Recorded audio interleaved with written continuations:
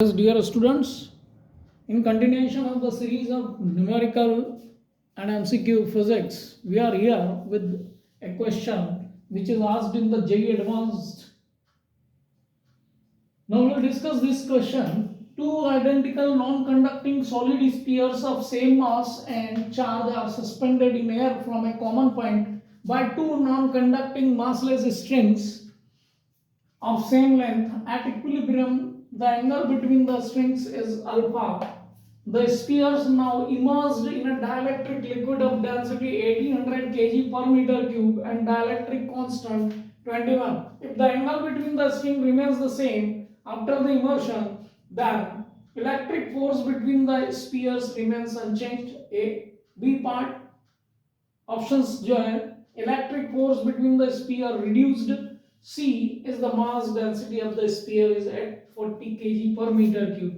The tension in the strings holding the spheres remains unchanged. तो यहाँ पे हम देखें हमने दो स्ट्रिंग्स में दो स्फीयर्स को यूज किया है. ये question basically force coulombic force plus tension पर बेस्ड है. दोनों में देखो आप कि यहाँ टेंशन अप्लाई हो रहा है, ये टेंशन और इस पर ये फोर्स इस डायरेक्शन में अप्लाई है और mg it will always act vertically downward. तो वर्टिकली डाउनवर्ड एक्ट कर रहा है. ये एंगल आपका अल्फा है. यदि हम इसको इक्वली देखें तो ये एंगल आपका अल्फा बाई 2 होगा, तो ये एंगल भी अल्फा बाई 2 होगा. सिमिलरली ये एंगल भी आपका अल्फा बाई 2 होगा, ये वाला दिस वन.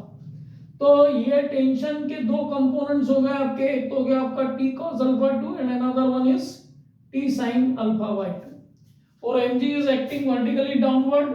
mg को कौन बैलेंस कर रहा है? t cos alpha by 2 and this force is balanced by t sin alpha by 2. Okay, और दोनों स्फीयर्स आपके लगे हुए हैं एट इक्वल डिस्टेंस. अब यहाँ पर हम देखें कि इसको हम जब इमर्स करते हैं लिक्विड में, तो लिक्विड में इमर्स करते से इसका टेंशन चेंज हो जाता है. इसको हम अज्यूम कर रहे हैं टी डैश आ गया आपका. Tension in the strings, angle में कोई चेंज नहीं हो रहा है. सिमिलरली यहाँ अल्फा बाई 2 है, यहाँ भी अल्फा बाई 2 है. mg is vertically downward act कर रहा है. फोर्स की डायरेक्शन आपकी एफ डैश और t sin अल्फा 2 दोनों एक दूसरे को इक्विलिब्रियम में ला रहे हैं. ये इसको इक्विलिब्रियम में ला रहा है. तो हम सबसे पहले बात करते हैं टेंशन t cos अल्फा 2 को हम कैसे बैलेंस कर रहे हैं. तो पहले तो हम यहाँ पर देख लें फोर्स को. तो यहां पर हम देखते हैं कि तो t sin alpha by 2 is equal to आपका f आ रहा है और आ रहा है आपका t sin alpha by 2f. और यहां पर हम देखें तो इस केस में आप देखें तो ये हो गया है आपका t डैश. तो t dash f dash is balanced bye t dash sin alpha by 2. अब इन दोनों को हम ले लेते हैं t अपॉन टी डैश. तो यहीं पे कर देता हूं मैं डिवाइड.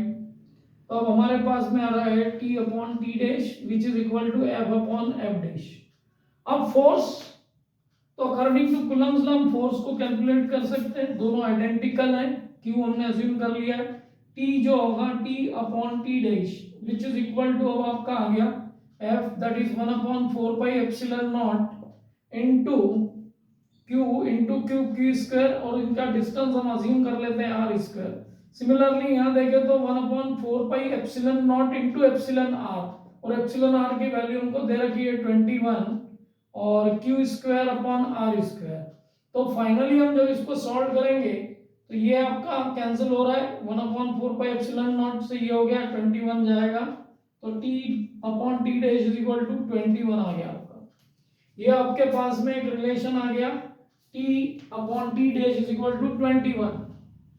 ओके, तो यहां से क्लियर है कि एक तो पहली बात यहां पर ये क्लियर होगी कि electric force between the sphere remains unchanged. तो फोर्स तो चेंज नहीं होगा क्योंकि जैसे ही आप इसको डाइलेक्ट्रिक मीडियम में इमर्स करेंगे तो फोर्स की वैल्यू चेंज हो जाएगी according to this 1 upon 4 pi epsilon naught into epsilon r. तो ऑप्शन है तो हम छोड़ दें, ऑप्शन है इज नॉट एप्लीकेबल. अब बी का देखें हम electric force between the sphere reduces. Definitely sphere के बीच में फोर्स रिड्यूस हो रहा है 1 अपॉन बाय 21 टाइम्स तो एक ऑप्शन हम मान के चलते हैं कि B is a correct option. अब तीसरे ऑप्शन के लिए हम देखते हैं कि mass density of the sphere is 840 kg पर मीटर क्यूब के लिए क्या कर सकते हैं। तो यहाँ पर हम देखें कि अभी हमने यहाँ अज्यूम किया था mg is equal to T cos alpha by 2, दोनों बैलेंस्ड हो गए। तो यहाँ पर हम देखें mg इज इक्वल टू आपका हो जाएगा टी cos अल्फा बाय 2, और यहाँ पर हो जाएगा, मैं डिवाइड कर रहा हूँ उसको डायरेक्ट, तो यहाँ हो जाएगा आपका T dash cos alpha by 2। But यहाँ पर क्या हो रहा है, मास, यहाँ पर डेंसिटी चेंज हो रही है, तो यहाँ पे हमको दूसरा कंसिडरेशन में लेना पड़ेगा। और यहाँ पे जो आपका mg है, इस केस में स्फीयर्स mg माइनस, यहाँ डेंसिटी अप्लाई हो रही है, तो डेंसिटी इंटू वॉल्यूम लेके g को हम ले लेते हैं, density into volume into g।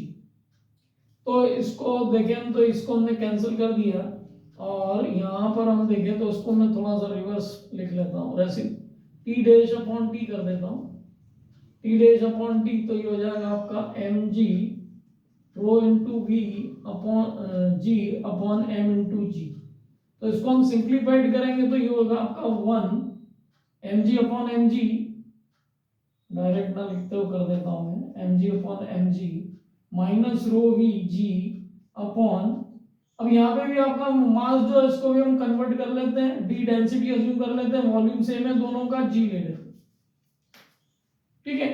तो फाइनली अब हमारे पास में एक रिलेशन आया है, मैं उसको इस ओर लेके आ जाता हूं। तो ये mg से mg कैंसिल हो रहा है, t dash upon t is equal to 1 rho vg to vg cancel है, तो ये माइनस रो अपॉन d हो गया आपके पास में, और रो अपॉन d को हम शिफ्ट कर लेते हैं इधर, रो अपॉन d, तो ये हो जाएगा आपका 1 minus t dash upon t।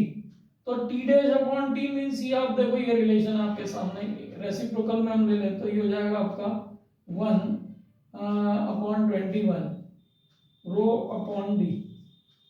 तो इसको हम सिंप्लीफाइड करें, I think it is visible, मैं इस पोर्शन को